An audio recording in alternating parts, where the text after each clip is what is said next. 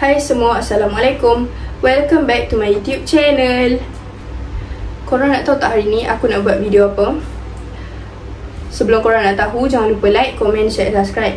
Like, subscribe sebanyak 100k. Jangan lupa tekan butang subscribe dan tekan butang loceng.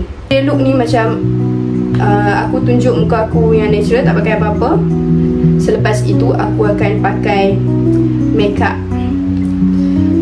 dan outfit sehari-hari aku. Tengok, inilah muka aku, tak pakai apa-apa, tak pakai makeup ke apa ke, semua tak pakai.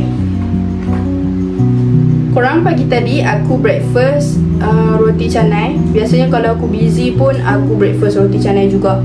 Tapi hari cuti je lah, macam hari Sabtu Ahad macam tu. Korang, jom tengok. Dadah korang, ni outfit aku. Tudung hari ni, tengok. Warna macam krim. Baju warna krim. Aku pilih warna krim sebab sesuai dengan aku. Biasanya aku pakai tudung shawl jenis lain. Kali ni pun lain juga. Cuma aku tinggal pin kat belakang je.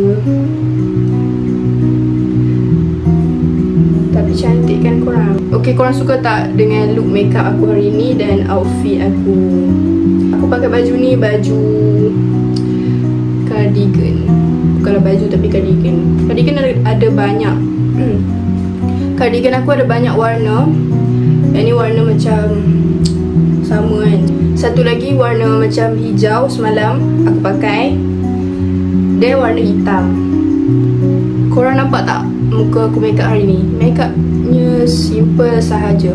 Aku tak makeup macam tebal-tebal ke tak kan. Fit aku bila aku pakai nak buat YouTube. So tu je everyday look aku. Dari muka natural sampai siap makeup dan outfit. Itulah rutin harian aku